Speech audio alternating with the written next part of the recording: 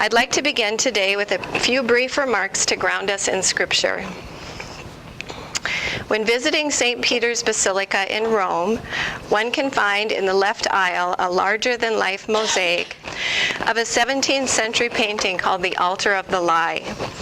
The painting depicts the story from the Acts of the Apostles, chapter 5, verses 1 through 11, of Ananias and Sapphira, a couple who had made a promise to the apostles to provide them with the monies from the sale of some land.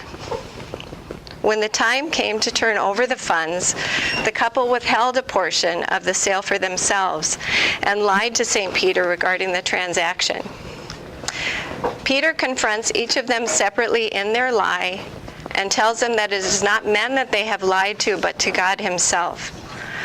These are the last words they hear before they are struck down. What is remarkable about this work of art and this altar is that it has been purposefully placed outside the sacristy in the basilica to confront a priest as he is leaving to perform Mass. The Seminarian's Guide to the Vatican states the altar has been positioned as such, as a permanent reminder to the priest that he is called to give himself entirely to God and to be a servant to his people. And woe to the priest who selfishly withholds from that promise. The Altar of the Lie is a sobering reminder that the priest has promised to give all to God and to take nothing. It is, however, the pathological and selfish exploitation of God's greatest treasure, namely his children, and the betrayal of the priest's promise to the Lord that is at the center of this crisis. It's difficult to estimate the financial toll on the church from clergy and religious sexual abuse. Some estimates suggest in the United States alone, over $3 billion has been paid to victims of clergy sexual abuse, and that nearly 20 dioceses have declared bankruptcies as a result. This is money that might have been used to further the gospel and tend to the needs of the poor, the ill, the marginalized, or the dying. Even these financial settlements are insufficient consolation to sexual abuse victims who are trying to piece together shattered lives. We're gathered here today because as clinicians, we are profoundly aware of the human toll of clergy and religious sexual abuse.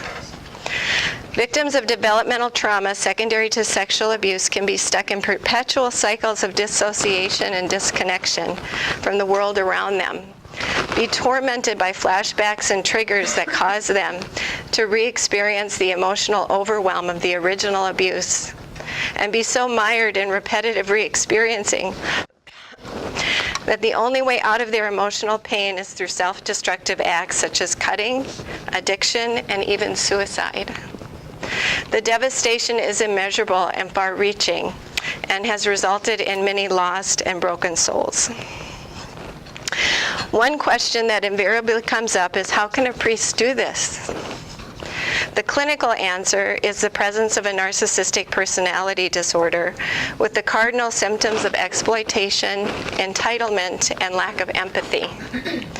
We must recognize in our own diocese and throughout the Catholic Church there are many loving and sacrificing priests who authentically love the Lord and desire to do his will. We must honor, pray, and care for them.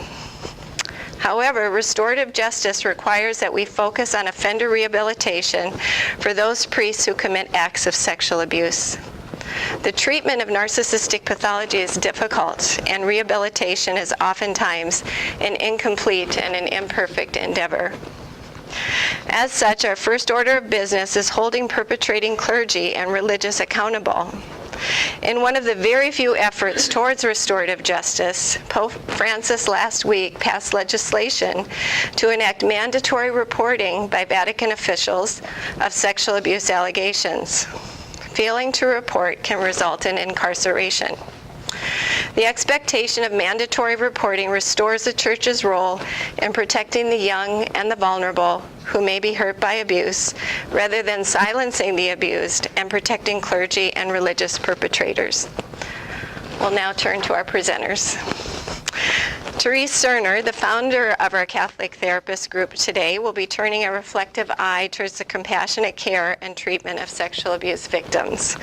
She has treated a number of victims in her practice as a Catholic therapist and is sharing her experience with us today regarding the unique aspects of working with victims.